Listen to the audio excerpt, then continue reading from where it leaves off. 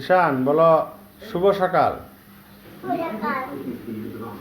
তুমি সকালবেলা উঠে টিভি কেন ছাড়ছ? টিভিটা বন্ধ করো। বন্ধ করো, আমি কথা বলতেছি একটু। বন্ধ করছো?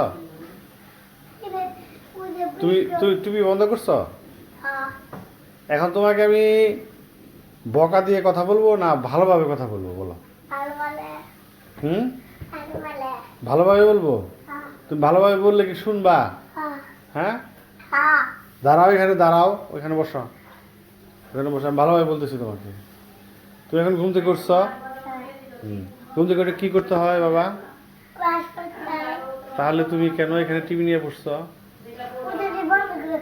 বন্ধ করে দিচ্ছ? এখন আমি কি তোমাকে বকা দিব?